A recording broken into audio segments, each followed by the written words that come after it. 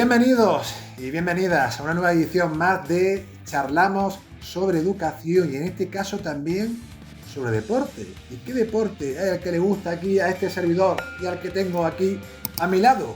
Baloncesto. ¿Y quién mejor que hablarnos de baloncesto y de educación que David González? David, bienvenido. Al fin hemos conseguido alinear las estrellas y estamos aquí para echar un buen ratito de charla. Y antes de nada, David, cuéntanos, preséntate para aquellas personas que no te conozcan, ¿quién es David González? Pues nada, lo primero, Antonio, muchas gracias por escribirme en su momento. Ya en agosto creo que fue, hace ya tiempo, y no hemos podido coincidir hasta ahora. Y bueno, pues súper agradecido de poder hablar contigo. Ya te cotilleé cuando me metí a Twitter en agosto y empecé a hacer cosas por ahí. Y tu contenido me gustaba un montón. Y bueno, pues que hablaras conmigo fue un choque, la verdad. Y nada, muy contento de estar aquí. Yo al final pues soy un chico de 23 años que está estudiando primaria, que está estudiando ciencia del deporte, que acaba este año, que quiere opositar, que le gusta mucho la educación, el deporte y sobre todo el baloncesto, como tú bien dices. Y nada, con ganas de hablar un buen rato contigo, de intercambiar experiencias, ideas y de pues aportar un poquito. Me preguntabas, ¿no? Hace un momento, ¿por qué no te fijaste en mí? ¿Por qué quisiste ponerte en contacto? Has dicho algo muy claro y creo que diáfano. Y el hecho de ese afán, ¿no? De querer mejorar, de querer progresar, de querer compartir también tu experiencia a pesar de tu juventud. Te decía hace un momento que a mí me encanta escuchar a todo tipo de personas y especialmente a aquellas que tengan interés, como te decía, por aprender, por indagar, esa curiosidad, reflexión y sobre todo también desde tu cuenta, pues también, y desde aquí os la recomiendo, dejaré igualmente en la descripción las redes sociales de David. Os recomiendo que le echéis un vistazo porque deja material, a mi juicio, de mucha calidad y valor, especialmente también relacionado con el baloncesto.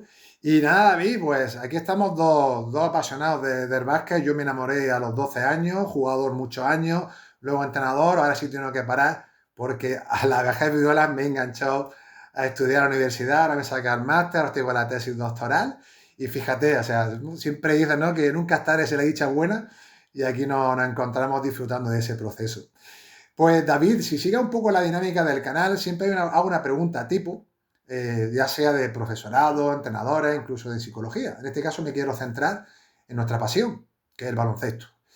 Y la pregunta tipo es la siguiente, David. Bajo tu punto de vista, ¿qué competencias crees que debe tener un buen profesional en la enseñanza, ¿no?, de la práctica del baloncesto?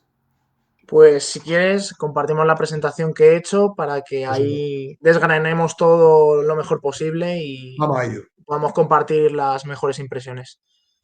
Pues nada, antes de eso, no sé por qué esto está cortado, pero bueno, quería compartir un poco unas ideas que siempre he tenido presentes antes de, pues al final, dar este salto a crear contenido, a divulgar un poco de educación, deporte, baloncesto y demás. Y bueno, yo siempre he pensado que la práctica estructura el conocimiento y que a partir de esa práctica, de ese hacer, fallar, repetir, volver a hacer, se organizan las ideas. Al final, si uno no pone en práctica lo que sabe, es como el taller de un artesano ordenado. Cuando tú ves un taller, un restaurante ordenado, dices, uy, aquí no entra mucha gente a comer, aquí no se hace demasiada cosa.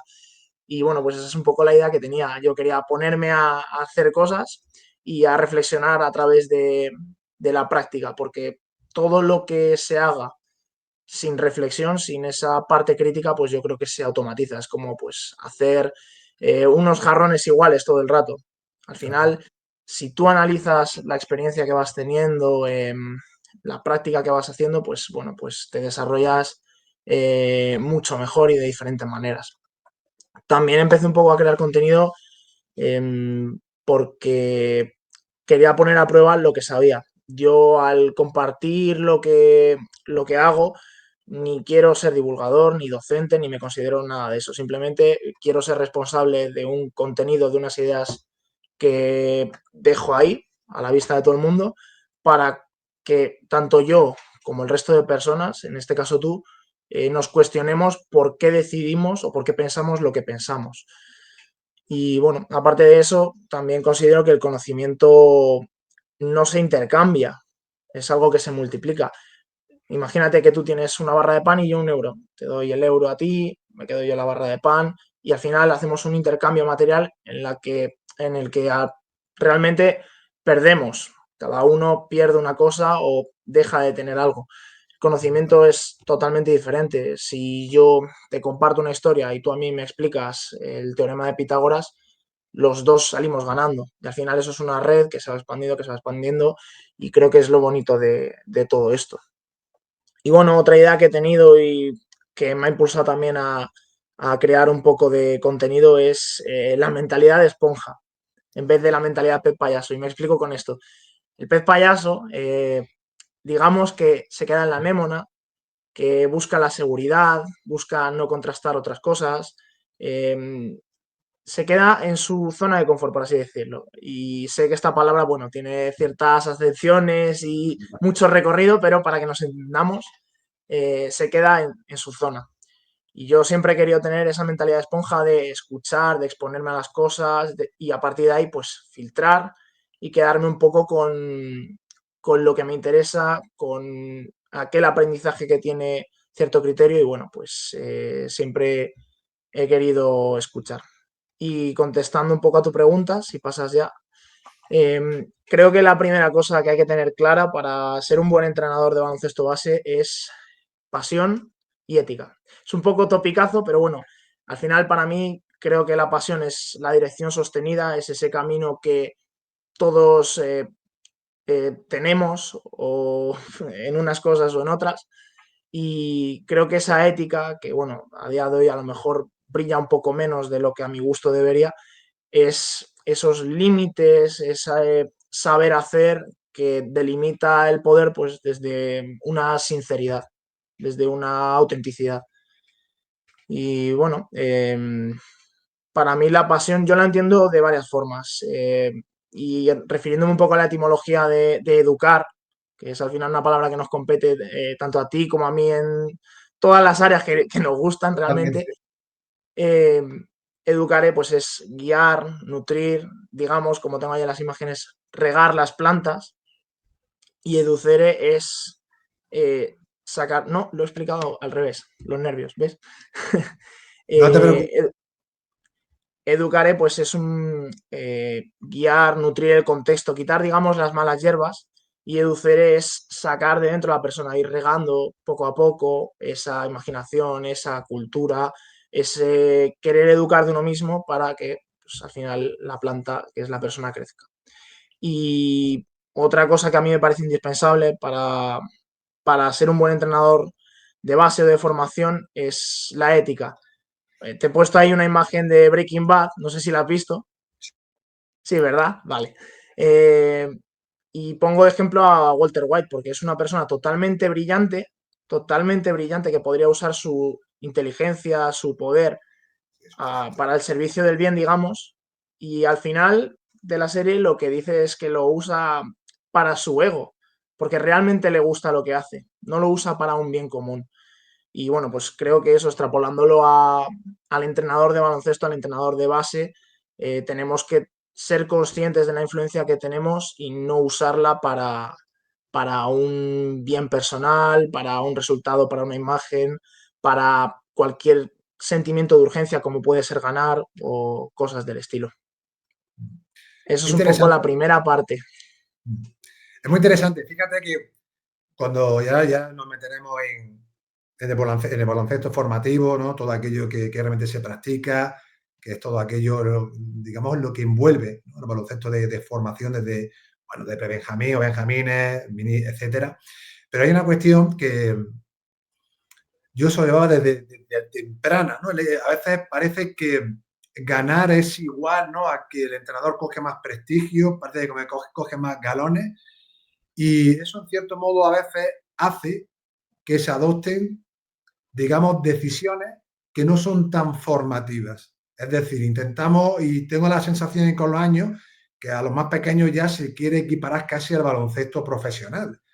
Y yo creo que todo tiene su etapa y cuando son más pequeños hay que disfrutar. Yo termino muy rápido. Yo me acuerdo cuando empecé en el año 2012, 12 de Mm, enero de 2012, David, en un pueblecillo de Atarfe, aquí en Granada.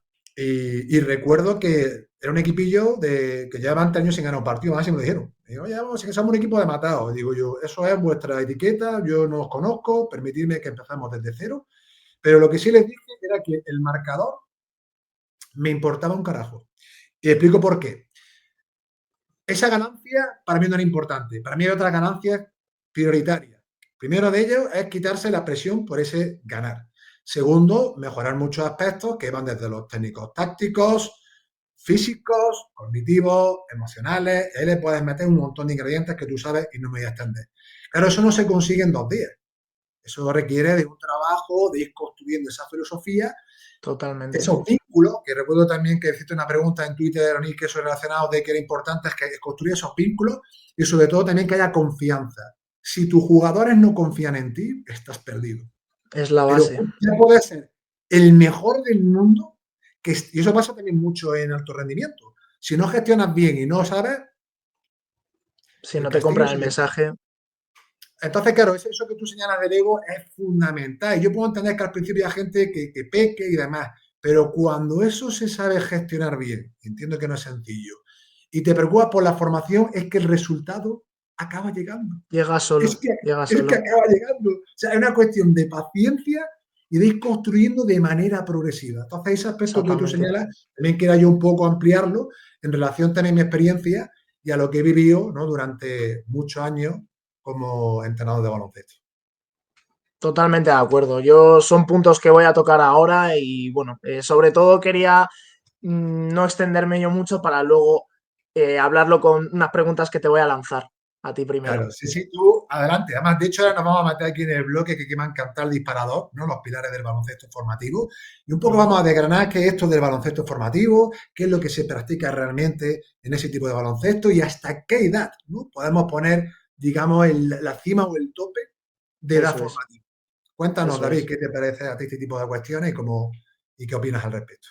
Bueno, todavía me quedan pilares del baloncesto formativo por contarte y competencias que tiene que tener un buen entrenador de baloncesto base y voy a intentar ir muy rápido. Para mí un entrenador tiene que ser científico, artesano y artista. Las tres cosas. Porque una es el método, otra es el oficio y otra es el significado y el sentido que rodea a todo. Qué bueno. Para mí un entrenador tiene que ser un investigador, tiene que distinguir la evidencia de lo que no es evidencia, tiene que usar ese marco, digamos, de eh, observación, registros, comparaciones para delimitar la intuición, para usarla a nuestro favor como entrenadores.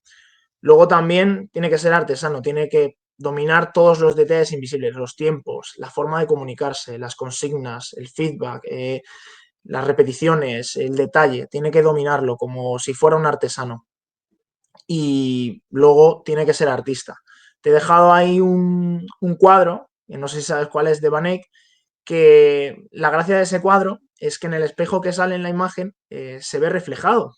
Y bueno, pues nosotros como entrenadores tenemos que hacer eso, tenemos que darle un sentido más allá a, a lo que queremos construir. A partir de esa ciencia y de ese oficio, de ese craft que se llama en inglés, generar un arte, un ritmo, un simbolismo, dar un sentido a lo que la ciencia mide y a lo que el oficio ejecuta, porque eso es al final lo que hace que, como ya has adelantado tú, el jugador te compre el mensaje y lo que genera transferencia, significado en el educando.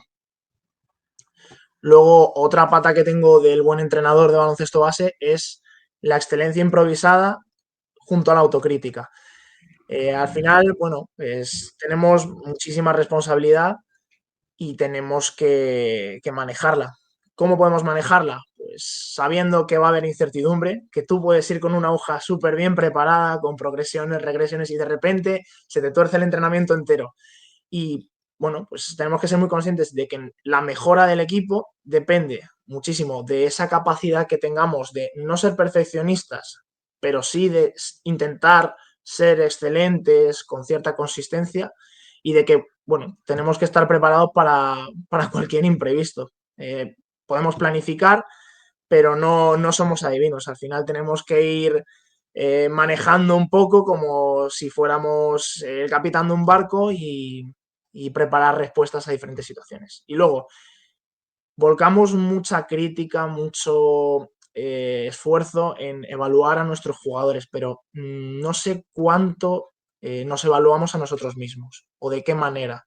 En mi caso yo lo hago muchísimo, pero porque esto, bueno, es algo que tengo súper mascado, pero, pero yo creo que es algo que todos nos tenemos que plantear, aunque lo hagamos, porque el jugador va a fallar dentro del contexto que tú hayas creado como entrenador o como educador. Entonces, una parte del fallo es información del jugador de qué necesita o qué ha podido hacer o qué le ha costado más, pero es que otra parte de esa información es sobre ti. Entonces, tenemos que, creo, ser muy autocríticos. Y la última pata es un poco pues que somos arquitectos de una cultura de equipo, de una cultura de enseñanza y también somos gestores de muchísimas cosas. Igual que los entrenamientos, los partidos son imprevistos tras imprevistos, pues eh, tenemos que gestionar cabezas, ritmos, diferencias, expectativas, gestionar errores, etcétera.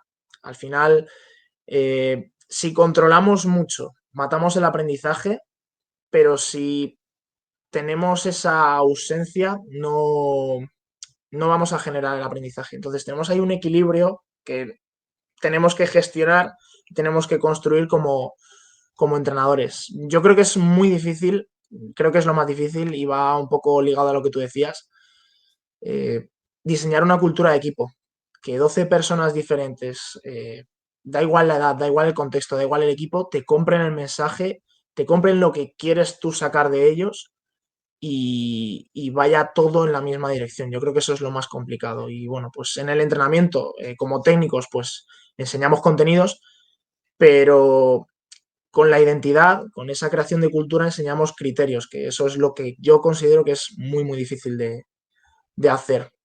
Y bueno, pues esto es un poco los pilares del baloncesto base. Y ahora, no sé por qué, lo tenía secuenciado y no sale, sale de golpe, pero bueno, lo hacemos así. Bueno, eso va, Tú, es igual. yo tengo una idea romántica del baloncesto formativo. Y a mí me gusta pensar que, por ejemplo, Mario Gesson ya, tecnificando en Valdebebas su juego en el poste, está haciendo baloncesto formativo. Y ahora te lanzo la pregunta. ¿Tú dirías que eso por contexto, por finalidad, por cómo se hace ese proceso es baloncesto formativo? Yo sabes lo que te digo, David, que realmente para mí baloncesto formativo, hablábamos antes fuera de cámara, es que para mí el aprendizaje es un continuum. Por lo tanto, es que nos estamos, si tenemos, entiendo, ese afán, o tú decías esa autocrítica, hablaba hace un momento de si nos evaluamos como entrenadores, pero también como jugadores. Entiendo que también lo harán.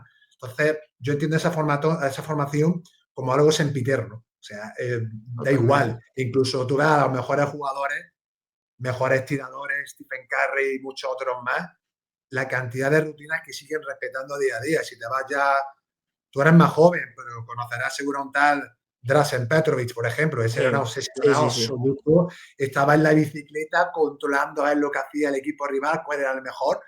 Hay gente que tiene esos niveles de obsesión, pero bueno, bajando un poquito a la tierra a lo mejor y buscando ese equilibrio al que tú hacías mención, mi respuesta es clara. Por supuesto que para mí eso baloncesto es formación, siempre.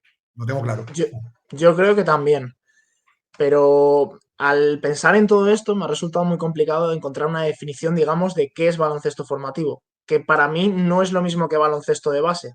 Baloncesto de base yo diría que es más acotado a edad, categorías y demás, más Exacto. contextualizado. Baloncesto formativo yo lo considero mucho más abierto. Es Y que la fíjate, si me definición, permite, es que el término es clave, lo que te has dicho. Una cosa es la base o la iniciación, etapas, categorías inferiores, y por eso las dividimos, ¿no? Como hemos dicho antes, mini, infantil, cadete, junior. Pero cuando hablamos de formativo, ojo, formación, eso es. es que, sí, sí, por eso también que me encanta que haga ese matiz, ¿no? A la hora de usar el lenguaje importante, porque si atendemos a esa semántica, nos entenderemos mejor si le ponemos un significado acorde. Si no, ya cada uno nos ponemos por aquí a divagar, cada uno Claro, saca claro, claro. su propia conjetura. Pues buscando una definición, me ha resultado mucho más fácil definir el baloncesto formativo por lo que no es. Es un poco trampa, pero bueno, lo he hecho así. No, está muy bien. Y he llegado a la conclusión de que el baloncesto formativo no es el que se practica con el fin último o incluso único de un condicionante externo, extradeportivo, o el que prioriza el afán de ganar por encima de la ampliación de posibilidades de un jugador o de un equipo. Es ese baloncesto que, bueno, pues realmente usa la competencia y la competición para ampliar horizontes tanto a nivel individual con un jugador como a nivel de equipo.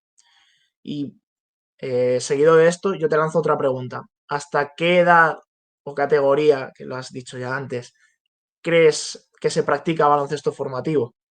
Claro, yo para mí, además que fíjate, y te pongo el ejemplo, súper rápido, es para que la gente incluso, quizás más de irme a la teoría, lo entienda con ejemplos prácticos. Hace muchos años, un equipo senior, provincial, Mm. federado, aquí en Granada, un pívot, Manudo, que sabe que lo quiero un montón, no sabía lanzar con la izquierda. 28 años. Y claro, yo mi filosofía es que es formativa. Y yo digo, en mi equipo no quiero mancos. Me vengo contigo media hora antes, todos los entrenamientos, nos ponemos pico pala, pim pum pam. Como me lances con la derecha, cuando estás por la izquierda, me voy a enfadar, aunque la meta, me da igual, o sea, y son gente ya de 28 30 años, ojo, ¿eh? Al principio genera disonancia cognitiva, porque dice, ostras, toda mi vida, ahora me va a poner, ahora Me que yo vas no a sé. cambiar lo que yo Claro, creo, lo que yo hago. y eso te lo he dicho antes, es generar ese vínculo que lo que quieres mostrarle tiene sentido, utilidad y transferencia en su práctica baloncestística. Y me siento muy orgulloso porque acabó lanzando con la izquierda, muy bien por cierto, y metiendo canastas. Y machacando, porque era un timorandote. Pues eso es un logro, ¿eh? Eso es un logro Pues y no yo es creo fácil. que te he podido responder con ese ejemplo. Sí, pero mira, en la anécdota que estabas contando, formulas una cosa que a veces parece implícita y no es así. Eh, Muchas veces tenemos que dejar claro, tanto en formación como incluso en contextos ya semiprofesionales o profesionales, qué contrato tenemos con el jugador, por así decirlo. Para mí hay tres tipos de contrato. El contrato de exploración, que es ese contrato en el que tú priorizas el aprendizaje de alguna manera por encima del resultado. Y te pongo un ejemplo muy claro. Coges un jugador que a lo mejor no tira porque la mecánica de tiro es mala. Y tú coges y le dices, vale, vamos a cambiar la mecánica. Pero tienes que tener claro que si vamos a hacer un trabajo de mecánica, vas a llegar al partido y no puedes decir, vale, tengo que meter. O sea, tienes que respetar ese trabajo de mecánica y te va a llevar tiempo. Y al principio el rendimiento va a bajar porque es un cambio muy drástico. Claro, Pero se establece así. Digamos que eso es un contrato de exploración con alguien de cierto nivel. Y pues en baloncesto de base, cualquier equipo de mini, por ejemplo, tiene que tener, para mí, obligatoriamente un contrato de exploración en el que se expanda, se amplíe las habilidades y las posibilidades de cada jugador. Ese sería para mí el primer contrato. Luego hay un segundo contrato que es el contrato de rendimiento, que digamos que ya es dentro de un sistema que te exige un resultado por encima o con el aprendizaje, digamos, más subordinado. Por ejemplo, tú ahora no puedes coger a Tavares bajo este contrato de rendimiento y ponerle a entrenar como si fuera Wembanyama, por ejemplo, porque digamos que tienes establecido con él un contrato de rendimiento. Y luego existen, para mí, los contratos híbridos en el que tienes un contexto que te demanda cierto rendimiento, un sistema que busca cierto rendimiento, pero al mismo tiempo estás haciendo una inversión en el aprendizaje de un jugador o de un equipo, o de una situación o de lo que sea.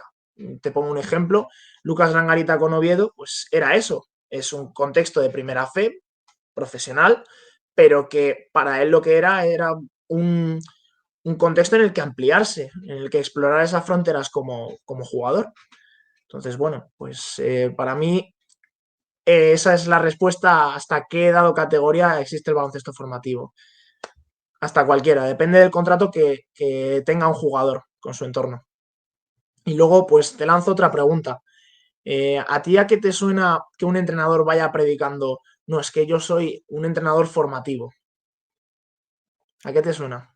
¿a qué me suena? Soy un entrenador formativo. Hombre, es muy buena pregunta. Hombre, aquello que, la verdad que nunca he escuchado esa expresión de entrenador formativo, de formación, lo suelo asociar o vincular precisamente a entrenador de cantera. Fíjate, me voy a las canteras, pues yo qué sé, de cualquier club aquí te hablo de Covirán, de cualquier otro club, Unicaja, Barcelona, Valencia, Juventud, Estudiantes, Ujú. etcétera. Es lo que ahora mismo se me evoca, ¿no?, al escuchar esa expresión. Vale, yo te cuento un poco mi experiencia. Yo me he encontrado, llevo 3 años entrenando, no llevo más, pero me he encontrado gente que dice, no, es que yo soy un entrenador formativo, yo hago esto, hago lo otro, tal, cual. Lo dice, pero luego te vas a la realidad, lo aterrizas en un contexto competitivo en el que esa persona, ese equipo está apretado y a lo mejor lo que dice no es lo que hace. Y bueno, creo que como entrenadores tenemos que tener mucha coherencia entre lo que decimos y lo que hacemos.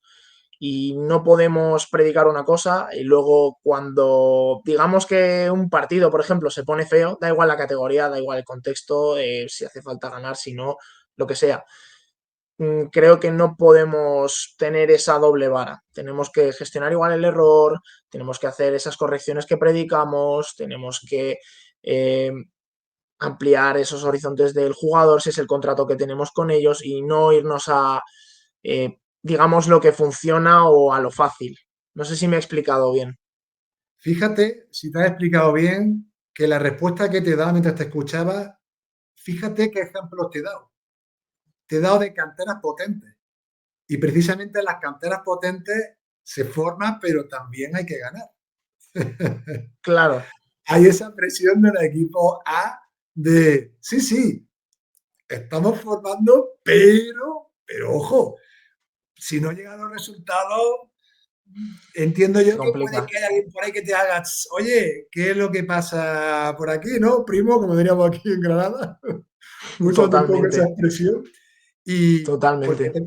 fíjate que te he dado, ojo, ejemplos de, no te he dicho aquí el pueblo de Atarfe, ni Churriana, ni un pueblo de Sí, Málaga. sí, me ha dado Te he dicho, los sitios top. ¿te has dado cuenta que te he dado sin querer? Fíjate cómo lo he asociado. O sea, que Ujú. está muy vinculado a esto que tú estás ahora mismo indicando y describiendo, David. Es curioso, ¿eh? Sí, Fíjate, ¿eh? Porque a veces sí, lo que sí, tú dices, ¿no? Es el refrán, ¿no? Haz lo que yo te digo, pero no lo que yo hago, ¿no? En cierto modo de, venga, vale, ¿no? Y yo creo que esa coherencia, que yo le llamo, y termino, para mí la mejor metodología, David, es el principio de ejemplaridad. Si tú eres ejemplar, y me refiero con totalmente. ser ejemplar, eres comprometido, eres respetuoso, eres claro con tus jugadores, los escuchas, generas un clima de confianza, aceptas tus errores, modificas, te preocupas y un larguísimo etcétera, ostras, yo creo que no hay mejor metodología que esa. Seguro, seguro que no hay mejor metodología que esa. Y bueno, pues te voy a seguir haciendo alguna pregunta. Adelante. Em, ¿Tú crees que formación y rendimiento está separado? ¿Que son dos realidades que están enfrentadas o son una dicotomía que una va por un lado y otra por otro? Claro, aquí te pregunto yo, te voy a responder, pero claro, ¿qué entendemos por rendimiento? ¿Qué te va? ¿Alto rendimiento o el rendimiento de por sí de sacar lo máximo de un jugador o una jugadora? Ya te estás adelantando. Claro, Sí, depende. Claro, depende de lo que entiendas por rendimiento, es una cosa u otra. es que los Porque. años a mí Ujú. me dan esta perspectiva amplia, porque claro, tú dices, ¿sabes lo que? Permíteme súper rápido, lo que llevo el último año, porque pasa también mucho en educación, ¿no? Es decir, no, lo importante no es tener conocimiento, sino que el alumnado, y tú dices, no, vamos a ver, esto no es que no podemos jugar a las dicotomías. Esto sí lo tengo clarísimo. Los conocimientos son muy importantes, desde luego. Ahora bien, si no sabes transmitirlo, no sabes generar el clima de lo adecuado, Exactamente. no eres autocrítico, no utilizas las metodologías, no sabes gestionar un aula o un equipo de baloncesto, pues amigo, ¿qué quieres que te diga? Hay que seguir trabajando en esa línea. Entonces, claro, Claro, yo para mí, claro, formar y rendir es que yo no los puedo separar si entendemos el rendimiento como buscarle el máximo desarrollo integral del jugador. Esa sería mi opinión, ¿no? Tal como entiendo yo ese término. eso es. O sea, para mí existen dos lógicas, no dos realidades. Rara vez en cualquier ámbito de la vida es un polo u otro. Al final todos son grises, cosas que se Exacto. entremezclan y que hay que tener en cuenta. Y para mí existen dos lógicas, no dos realidades. Una que es la formación, que es la lógica que ya hemos hablado un poco de ampliación, que digamos que es la caja de herramientas del jugador o del equipo, y otra es el rendimiento, que es afilar el hacha, digamos. Es esa lógica de optimización, de ser más eficiente, de buscarle una vuelta a lo que ya tengo. Y bueno, la clave de todo esto es, dentro de esas dos lógicas, ¿qué sacrificas cuando compites? ¿Sacrificas aprendizaje o resultado? Te pongo un ejemplo. Yo ahora tengo un par de niños en mi equipo Benjamín, que llevo un Benjamín este año, que Sí, son un año más pequeños. Hay un niño que el pobre mío todavía bota, digamos, delante de sí mismo. Cuando corre muchas ya. veces, pues se atropella a sí mismo el balón. Entiendo, sí, sí, lo he visto así. Entonces, lo que pasa es que es un niño que tiene muchísimo desparpajo, muchísimas ganas de mejorar y el tío va por el balón, no se arruga. Entonces, en un partido apretado, digamos, ya ves tú, Liga Benjamín de primero, que no cambia nada si ganas o pierdes un partido, es que da completamente igual. ¿Yo qué hago? ¿Le digo a ese niño que no vaya a por el balón cuando sacamos? Porque sé que va a perder balones. ¿Le digo que se vaya para arriba y que coja el balón otro niño? ¿O prefiero que coja el balón igual que con cualquier otro y que vaya rodándose? Yo lo tengo clarísimo, y tú también, por lo que te veo. Tú y yo lo tenemos claro, tenemos la misma filosofía, Clarísimo. ¿no? Que vaya, y si pierde balón, pues ya te que lo hemos hablado antes, es que forma parte del proceso. Ahora, si tú no le das esos estímulos y esas experiencias, y sobre todo, Eso es. vuelva la confianza a ese jugador, pues te lo estás cargando. O sea, pues, Te entonces, lo ¿para qué cargas. está yendo? A mí me da igual que pierda el balón, la cuestión es que lo siga intentando. Si, como tú señalas, tiene esa actitud, le diría, bravísimo, vamos, no te preocupes, un feedback cordial. Recuerda, Eso es. fíjate cuando gira el pie de pivote, echa el balón hacia adelante, lo que sea, dándole un Eso es. feedback efectivo hacia la tarea, no hacia la persona. ¿Y eso qué es lo que hace? Que en un breve corto de tiempo, porque en esa edad aprenden rápido, acabe en un mes y poco ya, en vez de a lo mejor perder a la primera, oye, pero ya va cogiendo, va alcanzando pequeños avances que le dan esa confianza, esa competencia percibida, que le Eso hacen es. progresar de manera adecuada. Para mí, igual que para ti, ese es el camino y no hay más. Si hay un contexto que tienes que elegir, yo tengo claro que voy a primar siempre ese tipo de cosas, ese aprendizaje, porque construye jugadores, no los limitas, digamos. Totalmente. Y uniendo un poco con esto, depende de lo que entendamos por rendimiento, lo que decías tú un poco antes. Si yo por rendimiento entiendo una comparación descontextualizada encima muchas veces de un ranking, me castigan de cualquier manera por el error, eh, estoy en un proceso de selección, o lo que sea, o tengo unas consecuencias, tengo una comparación, una consecuencia. Si yo entiendo rendimiento como un contexto así, sí, puedo trabajar de manera formativa. Aparte de eso, puedo eliminar esa exigencia eh, descontextualizada. Si yo entiendo el rendimiento como mejorar la ejecución de algo, no. O sea, yo no puedo separar formación de rendimiento porque siempre que voy a formarme estoy mejorando algo, estoy afilando ese hacha que hemos dicho. Claro, Siempre voy a producir en algún nivel, aunque no sea en el que en ese momento se prime, por ejemplo. desde luego. Y bueno, pues para mí luego también hay tres conceptos clave que hay que diferenciar. Mejorar, rendir y competir. Mejorar, digamos que es una trayectoria, que es un camino con subidas y bajadas. Rendir es una fotografía. Yo siempre digo lo mismo. Rendir es una fotografía, es un trofeo que es lo que un día sale bajo Totalmente. ciertas condiciones. Y luego está competir, que competir es un contexto que genera una presión u otra. Y esa misma presión puede acelerar el aprendizaje de un jugador o puede distorsionarlo totalmente. Es como los diamantes. De la presión puede salir un diamante o puede no salir nada. Entonces esos tres conceptos también hay que diferenciarlos. Y lo de Coincido rendir mucho. siempre digo lo mismo. Es una foto, es un trofeo. Yo he ganado 2, 3 torneos. Tengo los trofeos ahí. ¿Y qué? ¿Y qué? El, Es lo de un el día. rendimiento, claro, para mí es el resultado momentáneo, puntual de una acción, de un objetivo determinado, en unas condiciones X. Pero es algo que en ese momento. El mejorar, como tú señalas, que yo casi lo pondría casi que aprendizaje, es un continuo.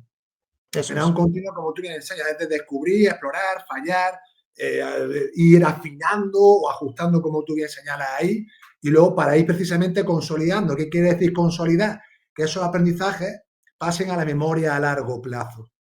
Lo otro básicamente puede ser memoria a corto plazo, es memoria de trabajo, que es donde tú estás buscando ese rendimiento, pero ese rendimiento a lo mejor no es lo mismo qué aprendizaje o qué mejora. Porque un día bueno no podemos tener cualquiera.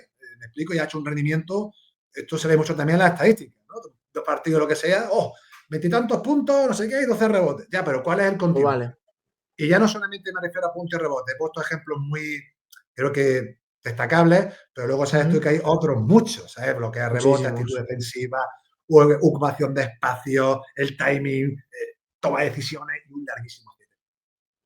Eso es, eso es. Y el problema, diría yo, que tenemos muchas veces o que está viendo en baloncesto base, sobre todo, es que estamos usando la fotografía, ese rendir, ese momento puntual que es consecuencia de muchas cosas, incluido de la suerte, lo estamos usando como reclamo, como forma de... eh, estamos intercambiando la foto por ese camino, por ese aprendizaje. Estamos dejando todo eh, para esa foto, digamos. Sí, yo no sé llamaba póster. ¿Te acuerdas de los pósteres? Como soy yo de los 80, el póster ahí clavado que está petrificado de una acción determinada o lo que sea, muchas veces también por buscar esa analogía. Eso es, eso es. Pues te lanzo otra pregunta. ¿Cuándo y cómo ese querer mejorar de un jugador, de un equipo, se vuelve priorizar rendimiento cuando no toca? ¿Cuándo pasamos de mala manera a rendir? ¿Cuándo pasamos de mala manera? Sí. Cuando se adelanta ese, digamos, rendimiento. En ese equilibrio que hemos dicho antes, ¿en qué situaciones se pasa a priorizar el rendimiento? En ese ejemplo que te he puesto antes de jugador que tengo yo, Sí, si, no yo sé si me entiendo, entiendes. yo entiendo, David, que al final, hablando un poco del contexto competitivo, Ujú, y lo he visto y pasa muchas veces, imagínate que estás compitiendo y tienes un partido que de estos de cara a perro, que si lo ganas te clasificas para los playoffs o te metes a un campeonato de Andalucía, aquí en el caso de Andalucía, en mi ujú. comunidad, puede que haya esa transfusión de decir, venga, me echo aquí la manta a la cabeza y el objetivo es ganar.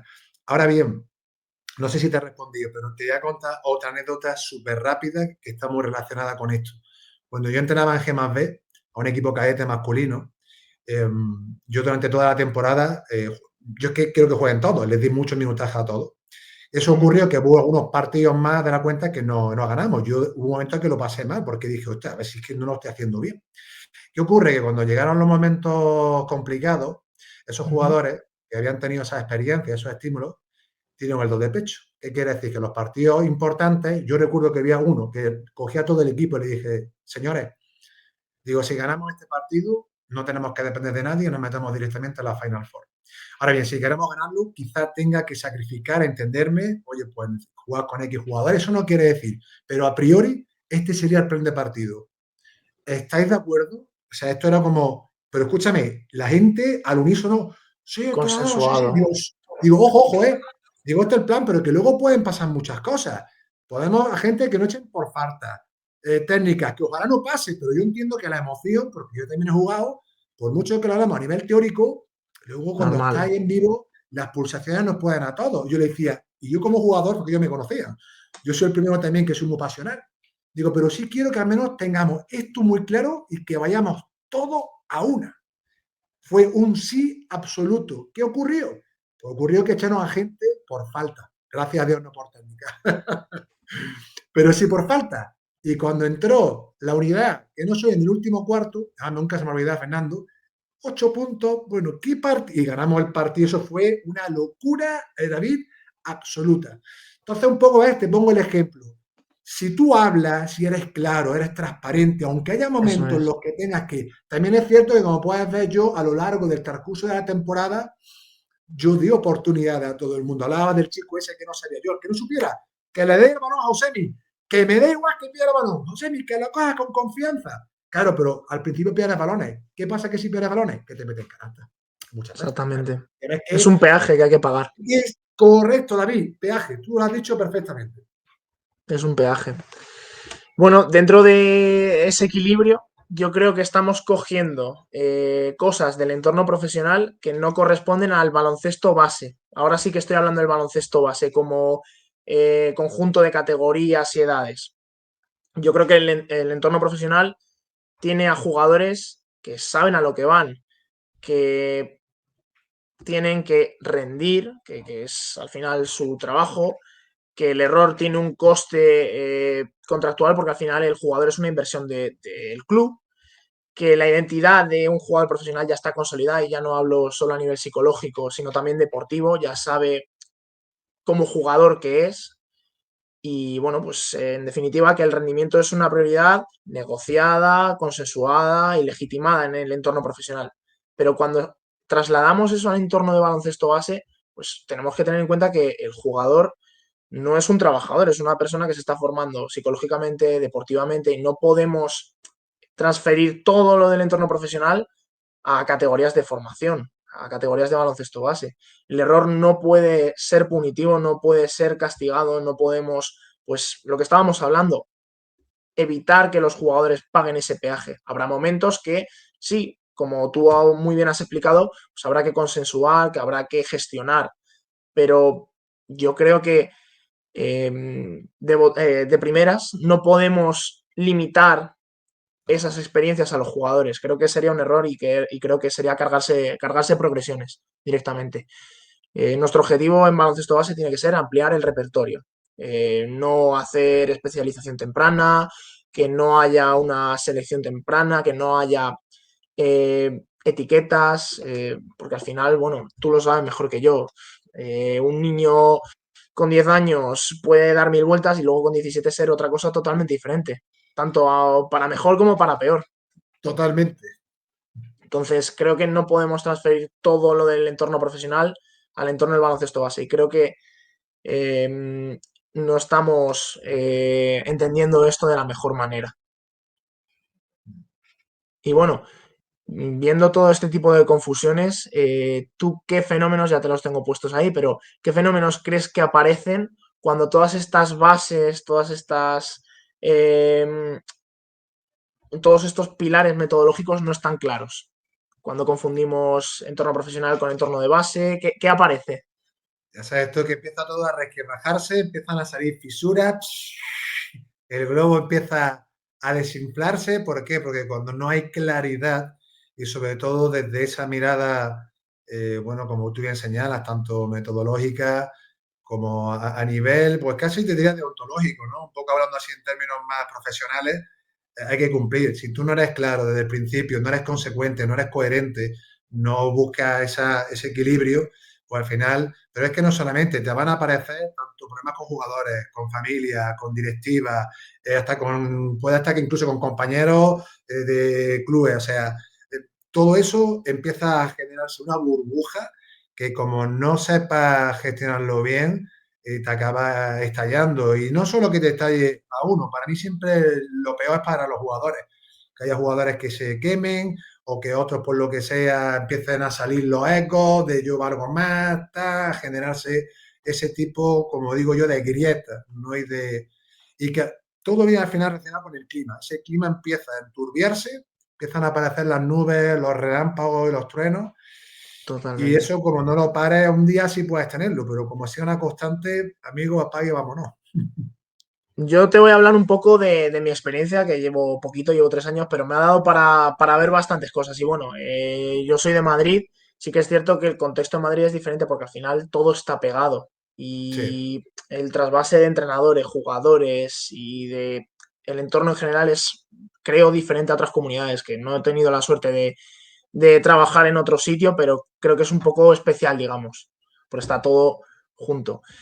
Aquí en Madrid, bueno, yo he visto diferentes cosas. Digamos que veo clubes buitre y me explico claramente con ejemplos. Yo he ido a torneos en los que estaba jugando un equipo contra otro, dos buenos equipos, y el director técnico de un club va a hablar con los padres de padre, sí, jugadores del otro equipo para pescar. claro, eso se sabe, eso se ha hecho de siempre, vamos, eso no es nada nuevo, pero sí, claro. Luego, he visto padres, a gente, no el típico padre que dice, no, mi hijo es el mejor. He visto padres haciendo un perfil de Instagram de su hijo jugador, pequeño. Claro, También, ahora con las redes sociales, pues ya ni te cuento, madre mía. también he visto jugadores en categorías de baloncesto base con agente. Jugadores de edades infantil, cadete, con agente, te lo digo de verdad. No, no sé, que allí en Madrid, hombre, es que estoy en la capital, allí jugáis a otro, jugáis en otra liga. Yo aquí en Andalucía, a ver, yo llevo unos años desconectado, pero es verdad que yo eso no he llegado a verlo aquí en Andalucía. ¿Eh? Puede que lo haya, lo desconozco, pero yo personalmente, David, no lo he visto. Pero te estoy hablando de jugadores, buenos jugadores, de buenas categorías, pero no jugadores top, top, top, extranjeros que vienen aquí a formarse. No, te estoy hablando de jugadores buenos, pero de aquí, digamos. Y también, pues, lo que estoy viendo es hay mucho trasvase de entrenador, pues eso, con vistas a entrar a un club ganador y, bueno, pues lo que hemos hablado un poco antes, buscando la fotografía. He visto entrenadores de clubes normales, no te estoy hablando de clubes top, de clubes totalmente normales y humildes incluso, que juegan un partido de playoff, lo pierden y al día siguiente el entrenador no va, porque lo que quiere pues está muy claro. Claro, Entonces, cuando confundimos el profesionalismo con el baloncesto base, pues pueden aparecer todas esas cosas que estamos comentando que creo que a quien no beneficia desde luego es al jugador. no, desde luego. Yo ya te digo, siempre, últimamente, cuando converso con mucha gente, digo, al final es que todo lo rodea o está envuelto por el factor humano. Dependiendo de tus principios, de tu compromiso, de tu filosofía de vida, de Totalmente. juego, va a depender todo, pero no solamente el entrenador, sino también los adultos, familias, bueno, el propio coordinador de un club, el presidente, ¿qué te voy a contar? Si hay calidad humana y gente que trabaja en una línea basal, porque luego al final ya sabes tú, todo como diría el refrán del maestrillo, que cada maestrillo tiene su librillo, ¿no? Que sé que hay Uh gente -huh. que le gusta más o menos ese refrán, pero bueno, que para que la gente entienda que al final, aunque haya una metodología, tú tienes una forma de comunicar que no la tengo yo, no es ni mejor ni peor, simplemente porque tu tono y el mío son distintos, igual que físicamente. Entonces hablamos de cosas objetivas. Yo estoy describiendo, aquí no estoy usando juicios de valor, pero ya ese tipo de cualidades, de características, hacen que una misma metodología incluso, aunque tenga esos mismos pasos, a veces puede estar condicionada precisamente por la forma en la que tú comunicas, ¿no? Y también se pueden hacer ese tipo de cuestiones. Insisto que esto también es un poco lo que pienso ya de hoy. Yo siempre digo que como esto es un aprendizaje siempre continuo, a lo mejor de aquí a, yo qué sé, 1 o 2 años, te digo, David, pues mira, no voy a ajustar esto. Yo pensaba que tal, ojo, y me he dado cuenta de que tal. Y Pero a a mí día de también hoy, me pasará con diferentes y es cosas, y esto normal, es así. y eso es muy positivo, porque al final no es una persona de ideas cerradas, pero por lo menos yo a día de hoy sí considero que eso es, el factor humano para mí es que lo es todo, Es para mí es la clave. decisivo, es decisivo, es lo que conecta lo que tú quieres transmitir con la cabeza de otra persona. Y si Claro. no lo tienes, pues es muy complicado. Mm. Bueno, también he preparado, digamos, niveles de profesionalización del entrenador. Yo la profesionalización del entrenador no la eh, uno con titulaciones oficiales, con, pues bueno, al final cursos. Yo lo he clasificado de tal manera que cada nivel, son 5, tiene una capa más metodológica que la anterior.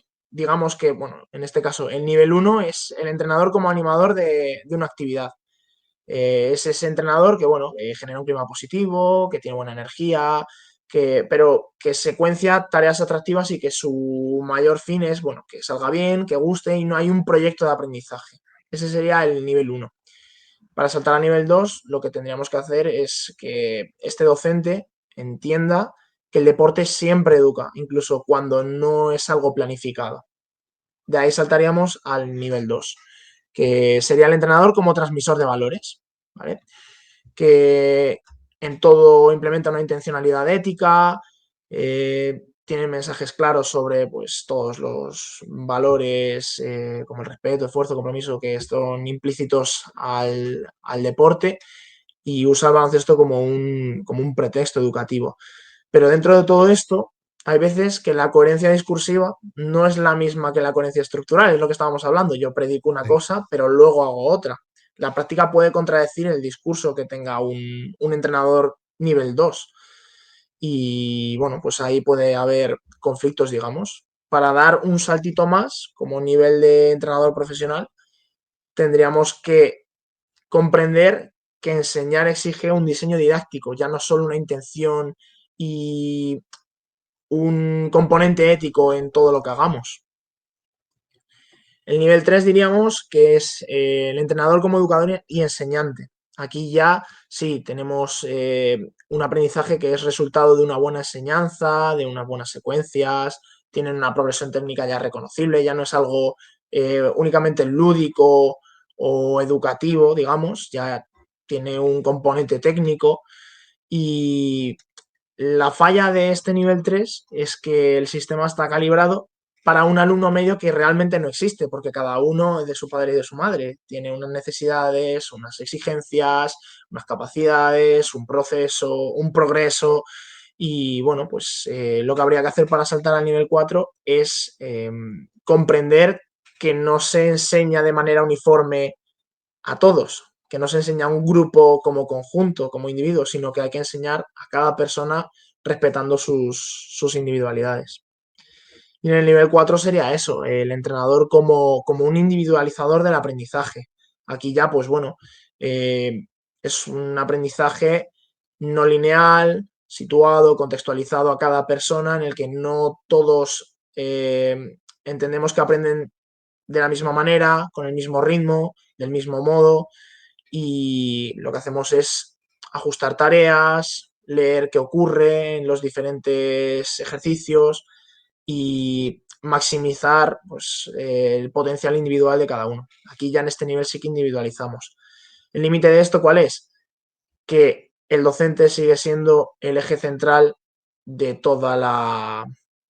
de toda la situación didáctica, digamos. No deja espacio para que el alumnado, para que el equipo, para que el jugador genere autonomía. Y bueno, pues con esto acabamos el nivel 5, que es el entrenador como arquitecto de lo que hablábamos antes, de una cultura y de la autonomía. Aquí ya el entrenador utiliza ciertos andamiajes metodológicos que quita y pone y que realmente, y esto es casi utópico porque bueno, es muy complicado de hacer, demanda mucho tiempo y hay que saber. Y yo no creo que sepa hacerlo, sinceramente, pero el equipo y el aprendizaje son independientes de que estés tú. Sin estar el entrenador, digamos, presente, el aprendizaje puede seguir. No sé si me he explicado muy bien. Sí, me refiero, hombre, es que fíjate que también aprendemos muchas veces por observación, por imitación, o intentamos, y al final toda acción, yo más que, fíjate, cuando hablamos de aprendizaje, claro, pero yo te daré una pregunta, ¿qué es para ti el aprendizaje, David? Te voy a hacer esa pregunta que ahora sí que se me ocurrió sobre la marcha. Así a bote pronto, no, sé, que no, sé que la respuesta no es sencilla, pero yo es que me la sé ya porque escucha mucha gente. Yo tengo ya una muy cortita, sabes que no es mía, que es de Gregorio Luri, pero yo sí sé decirte que la No sabría respuesta. decirte. Muy buena No sabría respuesta, decirte. ¿eh? Esa es una respuesta, de verdad, yo siempre digo que una de las mejores que respuestas que hay son que tiene tres palabras, que es no lo sé. Eso demuestra para mí una humildad intelectual brutal. Gregorio Luri dice que aprendizaje es todo cambio que se produce en la memoria a largo plazo. Fíjate, te resumo en esto, al final. Pero claro, dentro del aprendizaje, como hablábamos anteriormente, esto no son bloques estancos, esto no es blanco o negro. El aprendizaje influye en muchísimas variables, muchísimas, exógenas, internas, etcétera. Ahora, la propia práctica en sí, al estar en un contexto determinado, eso ya te está generando un aprendizaje, pero claro, ¿qué tipo de aprendizaje? Si entendemos que es memoria a largo plazo o que sea un aprendizaje, como se escucha en educación, significativo, ya estamos sin caer dándole diferentes niveles al aprendizaje. Totalmente, sí. Entonces, habrá aprendizaje para que sea profundo, pues va a requerir más práctica, pero una práctica guiada. Y luego habrá otra por descubrimiento, que tú le decías anteriormente. Esto no es, habrá que ir, esto es un director de orquesta, habrá que cosas más explícitas, otras de exploración, de descubrimiento, conforme vayan cogiendo, eso sí, una base mínima de conocimiento que se Eso transfiere a es. aprendizaje. Claro, entonces ahí es donde está la clave, ¿no? ¿Qué entendemos por ese aprendizaje? ¿Cómo lo interpretamos? Y realmente cómo queramos potenciarlo y exprimirlo al máximo. Totalmente. Y dentro de que cada proceso de enseñanza-aprendizaje, cada situación didáctica, en este caso, por ejemplo, del baloncesto, cada gesto técnico requiera de una metodología, descubrimiento guiado, pues algo más analítico, va a depender, pero el entrenador, yo creo que tiene que tener esa capacidad de implementar un componente lúdico en lo que hace, implementar una enseñanza ética en lo que propone, tener una planificación, estructurar el conocimiento y tener, pues al final, un desarrollo de esa unidad de aprendizaje que enseñe con cierta autonomía y a partir de ahí, pues aplicar la metodología que toque. Pero sí que es cierto que yo creo que, bueno, pues todos los entrenadores tenemos que plantearnos eso.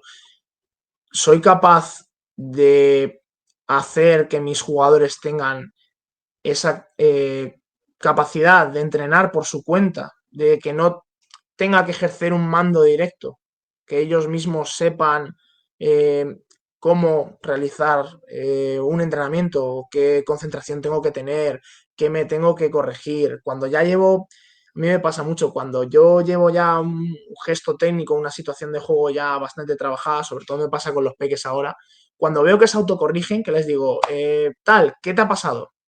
Y ellos ya me hacen, no, no sé qué, no sé cuánto, me dicen. O simplemente les miro, vuelven para atrás y lo hacen. O sea, eso es lo mejor que te puede pasar, yo creo que como entrenador, la verdad. Y bueno, Totalmente. no, no, coméntame, coméntame. Sí, sí, no, sí, que al final sí que el objetivo estoy soltando. Al principio sí, tienes que hacer, yo cuando, esto me recuerda a los estilos de enseñanza, me imagino que conocerá a Miguel Ángel Delgado Noguera, ¿no? O a, a Muska Mostro, ¿no? También, que fue, digamos, el precursor de los estilos de enseñanza, porque tiene el mando directo, la enseñanza recíproca, en fin, un montón. Claro, yo aquí me fijo mucho en el contexto. Si hablamos de pequeños son esponjas, si hablamos de baloncesto. Pues al principio tendrás que construir una base en la que, bueno, pues dependiendo, puedes meter algo más de directo o de enseñanza explícita, por llamarlo de alguna manera, y luego tú tienes que ir forjando esa autonomía, que es como tú dices, tienes que ir soltando, ellos tienen que ser capaces de autorregularse, es decir, trabajar esas funciones ejecutivas para que el mismo jugador sea consciente de lo que está haciendo, dónde, cómo, para qué y por qué. Eso no es Eso es. sencillo. Y eso es trabajar procesos de metacognición. Ahí estamos llegando ya al proceso superior y eso requiere, obviamente, también de un docente, de un entrenador que sepa también dar esas pautas para que acaben aterrizando de la mejor manera posible en esos procesos que queremos alcanzar con ellos. Y no es fácil, no es fácil. Uf, eso es. Aquí, Yo es intento que entrenar así, pero no siempre mira, sale. permíteme que te diga, aquí yo siempre lo digo a la gente, aquí hablando teóricamente que parecen muy bonitos, o sea, las ideas son muy buenas, pero luego la realidad, y a mí me gusta ser también, bajar mucho al barro, David. Hay que Nos vamos a aterrizarlo. equivocar. Va a haber equipos que van a decir, madre mía, que no hay manera, que llevas 3, 4, 5 meses y no das con la tecla. Y esto pasa, pero yo sí soy consciente de que si eres constante y sabes realmente dar con la tecla, ya te digo yo que más tarde, más temprano empiezas un poquito a ajustar y vas viendo resultados. Ahora, eso sí, tienes que Sí. ser muy paciente y también tener esa capacidad, ese conocimiento para detectar aquellas fallas y poder darle respuesta. De lo contrario, Houston, I have a problem. Volvemos a lo de antes. Yo creo que es mucho más fácil ejercer un mando directo, decir qué hacer, colocar a todos en su sitio, que ir poco a poco soltando y dejando esta autonomía y generando estas situaciones de aprendizaje tan abiertas. Yo creo que es mucho más fácil, pero no le estamos haciendo ningún favor ni al equipo ni al jugador, realmente. Yo te diría que es más fácil, que también puede ser más fácil. Yo creo que lo otro hay gente que le da vértigo. Es como, uff, a ver qué es lo que pasa. Como no hay También, control, el ser humano lleva muy mal la incertidumbre, David. Todos llevamos muy mal la incertidumbre. Entonces, ¿qué es lo fácil? Si yo lo controlo todo, ya sé que aquí está Pepaquito, para qué van a hacer tal, tal, tal. Pero bueno, ¿y dónde está esa autonomía, esa creatividad y ese dejar que se estrellen para ver si de ese fallo o de ese golpe se aprende algo? No solo él, sino tú también. También te eso puede salir es. aprendizaje. Yo sé que eso a veces le cuesta, es como por ejemplo en educación, darle o cederle la responsabilidad de manera progresiva en los procesos de evaluación al alumnado, que no es igual que calificación, ojo, hablo de evaluar, que está muy relacionado con el feedback. ¿Dónde te encuentras? ¿Qué crees que has hecho? ¿Dónde has fallado? ¿Cómo puedes mejorar esta producción, este ejercicio, lo que sea? Y ahí es que está fomentando pensamiento crítico, reflexión. y volvemos nuevamente a aterrizar en la metacognición. Así que todos los caminos llevan a Santiago. Totalmente. Y es lo que decías al principio, si tú tienes esa paciencia, si tú no Sí. buscas ese rendimiento inmediato, es que vas a llegar, es que vas a llegar. Si respetas los procesos y los tiempos de cada categoría, de cada jugador, es que vas a llegar. No, Mucho más pero que provechoso llega, para ellos y para mira, ti como entrenador. yo sí me voy a hacer aquí, yo soy persona de pocas certezas, pero yo sí, lo que al menos mi experiencia, si uno es paciente y sabe muy bien la línea, yo aseguro 100% que eso, aunque tarde un poquito más, acaba llegando. Ahora bien, se tienen que reunir todos los ingredientes que he hecho anteriormente. Esto no es ala, o no solamente utilizar el locus de control externo. ¿Qué quiere decir esto? Culpar siempre al vecino, o al jugador, o a Paquito, de todos los problemas que te rodean. No, asume tu parte de Eso es. responsabilidad. Esto no es tampoco decir toda la culpa sobre uno, porque me pasaba y darte con el látigo constantemente. No, no, no. A mí también me Coge las pasa, ¿ves? cosas en su ya, si nos parecemos mucho. Porque a mí me pasa igual. Entonces digo, en su justa medida, y eso que te lo da nuevamente, David, los años, la experiencia y cuantos más estímulos y situaciones prácticas y teóricas vas adquiriendo a lo largo de los años. Totalmente. Y bueno, yo creo que ya se nos va acabando el tiempo. Si quieres, termino con una idea que me gustó mucho el otro día de un clinic que vi de Paco Redondo y yo Sí, creo que con lo que me quieras contar, ya por mi parte cortamos. Estuve hace poco en un clinic que organizaron aquí en la Federación de Madrid, que estuvo chulísimo, de Chus Mateo, Paco Redondo, Tony Ten, wow. y, y Paco Redondo dio una idea que a mí me gustó mucho y que ya me rondaba antes por la cabeza. Dijo que los entrenadores realmente no somos tan importantes. Tenemos que restarnos mucho protagonismo, mucho foco e importancia que no responsabilidad, porque todo esto que estamos hablando es responsabilidad nuestra. Al final, los que creamos esos andamiajes, esas situaciones de aprendizaje, somos nosotros. Esa responsabilidad la tenemos, pero lo que es protagonismo realmente lo tienen los jugadores. Y contó una anécdota, la que dijo que, bueno, que cuando era ayudante de Pablo Lasso en el Madrid, iban a Sí. jugar contra Celco y la prensa le preguntó a Pablo Lasso, oye, que en el otro equipo, en el otro banquillo tienes a Celco, que lo vas a tener feo. Y Lasso contestó, eh, Celco va a meter las mismas canastas que yo desde el banquillo. Todos los entrenadores de la historia hemos metido las mismas canastas, 0 puntos. Y es una cosa que yo ya le daba vueltas sobre la importancia que tenemos y el otro día pues fue una idea muy chula, que me gustó bastante. He quitado la diapositiva, pero si te quieres compartir algo más, David, era para darle nuevamente. Por mi parte estoy. Sí, vale, fantástico. No era pues ya que le he quitado porque quería que saliéramos los dos y tú contando esta anécdota. Fíjate que cuando hablamos de la importancia, nuevamente me voy a buscar el equilibrio. Te voy a hacer una pregunta, David. ¿Qué ha pasado con el Barcelona, aunque sea de alto rendimiento, esta temporada? Pues, ¿a qué te refieres? ¿Con el ¿Quién cambio estaba, de quién Peñarroya a Xavi estaba de Pascual? entrenador? Que estaba Peñarroya y si no me equivoco, y bueno, han sido, bueno, cambiar de entrenador, entrar Xavi Pascual. ¿Y qué le ha pasado al equipo? ¿Ha escuchado algunas declaraciones de sus jugadores? Digamos que compran más el mensaje. Digamos que compran más el mensaje, yo creo. Yo hablo con muchísima gente y es verdad que nosotros no podemos ser, entiéndeme, los protagonistas, tanto si hablamos como profesores, como si tenemos a los jugadores. Pero el impacto que tiene un buen profesional de la educación del baloncesto, eso tampoco podemos dejarlo a un lado. Porque a veces si romantizamos mucho como no, el entrenador de guía, no, yo no pinto aquí nada, no sé qué, que sé que eso no es lo que tú quieres decir, ¿eh? Pero por si alguien me quiero poner en Sí, sí. contexto, ¿no? De esto de romantizar todo, ¿no? Aquí de fuego artificial, aquí todos felices y todo súper piruleta. Digo, no, no, calma. Por supuesto que tienen que ser siempre, porque ellos son los que juegan. Y nosotros, si queremos ponernos por delante, ya entra el ego que tú decías antes. El ego, yo, la chapita, yo campeón. No, no, no, no. A eso. Los premios, el premio es para ellos. Yo a mí no, yo feliz por ellos, por a mí déjame tranquilito y que lo disfruten ellos. Pero no podemos quitarle la importancia y la relevancia que tiene al profesional. Porque un buen profesional te cambia la dinámica por completo, no solo de un equipo, te cambia de un aula. Puede inspirar a un jugador, a una persona a sacar su máximo potencial. Entonces, fíjate si es importante si es relevante y sustancial la figura de un buen profesional. Y como un mismo equipo, con las mismas personas, solo una, te cambia todo el clima del equipo. Solo una, ¿eh? Sí, es verdad. No te hablo. Perdonad, cosas de las tecnologías. Se ha apagado el ordenador, ya tenemos aquí a David nuevamente con nosotros. Hombre, tenemos que despedirnos, no podíamos dejar la cosa así como tal. David, nada, simplemente para ir un poco finalizando, que te comentaba un poco a modo de reflexión, ¿no? De la importancia, pues eso, los profesionales que tienen, ¿no? Que más allá de que sí es importante el protagonismo, cederlo, uff, pero tampoco hay que restarle valor a la labor que hacen tanto profesionales, sea en el ámbito que sea, educativo, deportivo, etcétera, etcétera. No sé qué opinas, ¿no? Sobre esto que te acabo de compartir.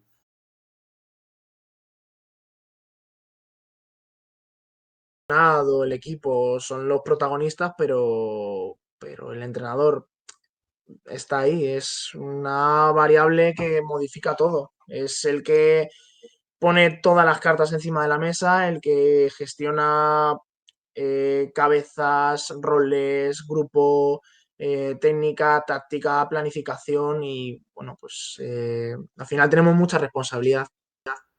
Y con eso no digo que te compro, que todo lo que aprenden es gracias a nosotros. Siempre hay muchos otros factores que también influyen. Eso, de hecho, mira, para cerrar, hace poco había un estudio que genera mucha polémica en el ámbito educativo. Decía que el impacto que tiene en el aprendizaje el profesor hacia el alumnado era tan solo de un 10%. O sea, Lo vi, lo que vi. aunque yo te diga esto, te has dado cuenta que estoy al tanto de todo. Yo no sé si ya es más o menos porcentaje. Yo, como no creo, cuando hablamos de personas y de interacciones humanas, yo no creo en bloques estancos. Yo no creo que esto es como baloncesto. Tengo un 78% en tiros libres.